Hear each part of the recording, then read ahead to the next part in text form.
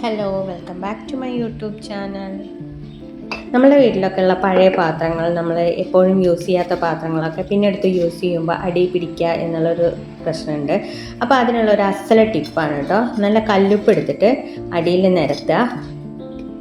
ഞാനിപ്പോൾ ഇവിടെ കാരലപ്പ ചട്ടിയാണ് കാണിക്കുന്നത് കേട്ടോ. എന്നിട്ട് അതിൻ്റെ മുകളിലേക്ക് നമുക്ക് നല്ലെണ്ണ, ഏത് ബ്രാൻഡായാലും കുഴപ്പമില്ല, അത് നമുക്ക് കുറേശ്ശെ ഒഴിച്ചു കൊടുക്കാം.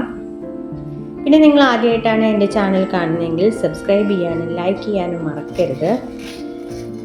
ഇനി നമുക്ക് നന്നായി ഇതിങ്ങനെ ഉരച്ചു കൊടുക്കാം. ഒരു മയം വരാൻ വേണ്ടിയിട്ടാണ്. കയ്യിൽ ഉപ്പിൻ്റെ കല്ല് കുത്തി കയറാതിരിക്കാൻ ശ്രദ്ധിക്കണം. ഞാനിത് ചെയ്യുന്നത് നമ്മൾ ഉണ്ടാക്കണതിൻ്റെ തലേ ദിവസമാണ് കേട്ടോ. തലേ ദിവസം വൈകുന്നേരം ചെയ്ത് വെച്ചാൽ രാവിലെ ആകുമ്പോഴേക്കും ഇത് നല്ല മയമായി ഉണ്ടാവും.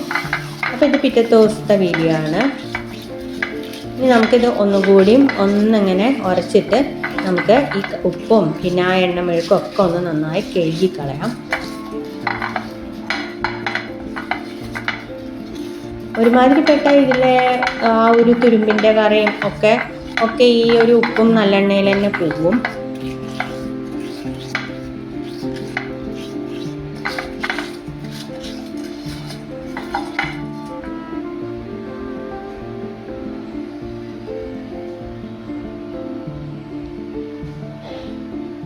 ഇനി നമുക്കിത് നന്നായിട്ട് കഴുകാം കേട്ടോ.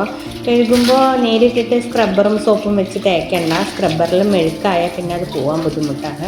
അപ്പോൾ ഞാനിവിടെ വിമ്മോണ്ടാണ് കേട്ടോ കഴുകുന്നത്. ആദ്യം ഒന്ന് വാഷ് ചെയ്തതിന് ശേഷം പിന്നെ ഈ സ്ക്രബ്ബർ ഇട്ടിട്ട് നമ്മൾ വിമ്മിട്ടിട്ടാണ് കഴുകണത്.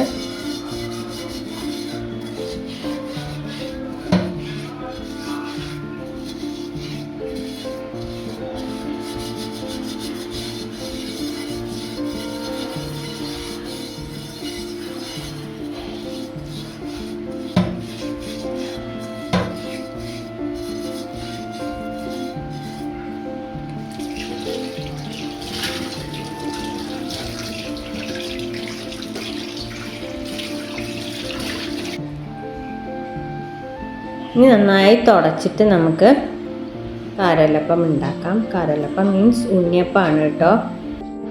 അപ്പോൾ ഞാൻ ഇവിടെ ഇൻഫ്രാറെഡിൻ്റെ കുക്ക് ടോപ്പിലാണ് കേട്ടോ ഉണ്ടാക്കണത്. പിന്നെ ഞാനൊന്നും അതിൽ എണ്ണ തേക്കി അങ്ങനെ ഒന്നും ചെയ്തിട്ടില്ല. ഞാൻ തുടച്ചിട്ട് നേരെ അടുപ്പത്തോട്ട് ഇതിലേക്ക് ഇൻഫ്രാറെഡിൻ്റെ കുക്ക് ടോപ്പം വയ്ക്കുക ചെയ്ത്, എന്നിട്ട് നല്ല വെളിച്ചെണ്ണ ഒഴിച്ചു. എന്നിട്ട് ഇതാ നമ്മൾ മാവ് അതിലേക്ക് ഒഴിക്കുകയാണ്.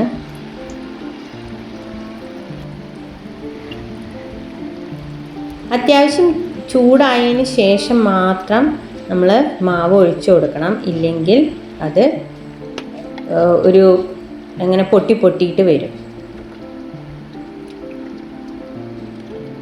അപ്പോൾ ഇത്രയേ ഉള്ളൂ ഇന്നത്തെ വീഡിയോ. എൻ്റെ വീഡിയോ ഇഷ്ടമായെങ്കിൽ ലൈക്ക് ചെയ്യാനും സബ് ചെയ്യാനും മറക്കരുത്. അടുത്ത വീഡിയോ കാണുന്നവരെ ടാറ്റ, ബൈ ബൈ.